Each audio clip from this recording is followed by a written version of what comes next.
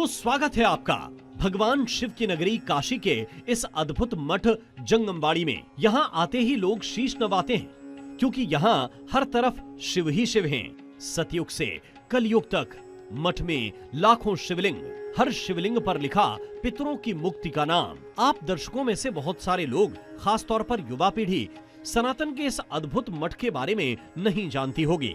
इसीलिए जी मीडिया की टीम ने इस मठ का खास दौरा किया और इसके इतिहास और वर्तमान पर एक खास रिपोर्ट तैयार की।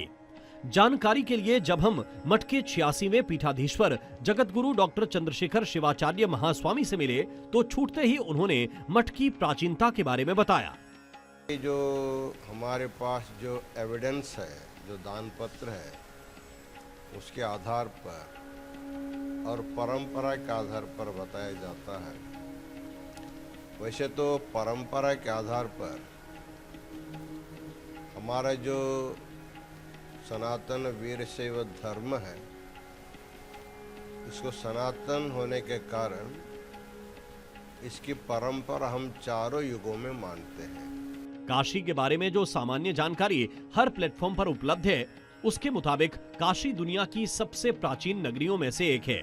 ये वो नगर है जिसे भगवान विष्णु ने शिव पार्वती को भेंट में दिया था। तब से ये भगवान शिव का ससुराल कहा जाता है। आज भी जब हम बनारस या काशी की बात करते हैं तो हमारे मन में घाटों और मंदिरों की छवियां सबसे पहले आती हैं। लेकिन काशी सिर्फ यही नहीं है। ये वो धरती है जहां भारत की प्राचीन परंपराएं आज भी जीवित हैं। जैसे एक परंपरा है शिवलिंग दान की। उस 5वीं शताब्दी में जब इसकी स्थापना हुई, तब से ये सनातन परंपरा का निर्वहन कर रहा है। शैव परंपरा को मानने वाले वीर शैव और लिंगायत समुदाय के 10 राज्यों से लोग यहाँ पर आते हैं और अपनी परंपरा का निर्वहन करते हैं। ये मान्यता है इस मठ में कि अपने पूर्वजों जिनकी अकाल मृत्यु हुई है, उनकी शांति के लिए, उनके मोक्ष के लिए, पितृ ऋण से मुक्ति के लिए यहाँ शिवलिंग दान किया जाता है। हमारी रिपोर्ट का फोकस इसी तथ्य पर है कि आखिर पितरों की मुक्ति के लिए यहाँ शिवलिंग दान क्यों किया जाता है। ये ऐसा रहस्य है जो हमारी जिज्ञासा को लगातार बढ़ाए जा रहा था। लेकिन जानकारी से पहले जो हमारे सामने अद्भुत दृश्य था, वो चकित कर देने वाला था।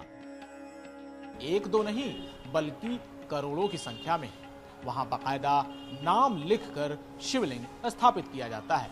वीर शैव का यह भी मानना है कि वो स्थावर लिंग में भरोसा रखते हैं, यानी एक जगह पर स्थिर लिंग की ही पूजा की जाती है। आप देखिए कि यहाँ पर लोगों के तर्पण के लिए कोई और सामग्री नहीं, बल्कि शिवलिंग दान किया जा रहा है और एक ही छत के नीचे करोड़ों करोड़ शिवलिंग पड़े हुए हैं। लोगों ने अपने पितरों के ऋण मुक्त होने के लिए यहाँ पर शिवलिंग दान किया हुआ है। सबसे पहले आपको दिखाते हैं कि यहाँ 77वें जो जगत गुरु थे, पीठाधीश्वर थे, उनकी भी समाधि, उनको भी मोक्ष देने के लिए, उनके भी तर्पण के लिए एक शिवलिंग जो है यहाँ पर बिठाया गया। ये उनकी समाधि है जिनका नाम है जगत गुरु मल्लिकार्जुन विश्वाराध्य शिवाचार्य महास्वामी। चारों तरफ छोटे छोटे शिवलिंग रेक्स पर करीने से रखे हुए। मठ के हर कमरे में ये दृश्य हमें शिव भक्ति से विभोर किए जा रहा था।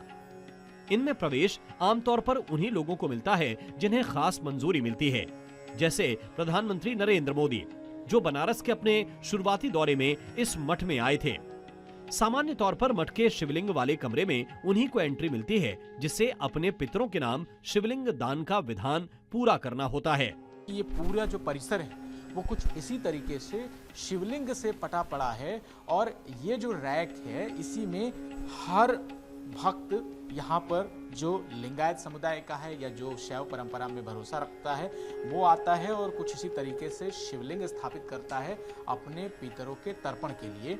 और इसी तरह की ये मान्यता है कि अगर यहाँ पर शिवलिंग दान कर दिया तो उनके पितर जो है वो कहीं न कहीं मोक्ष की प्राप्ति कर लेंगे। और काशी में अपने आप में ये एक अद्भुत मठ माना जाता है जिसकी सैकड़ों साल की एक परंपरा है। ज्ञात इतिहास के मुताबिक काशी में इस मठ की स्थापना आदि शंकराचार्य ने की थी।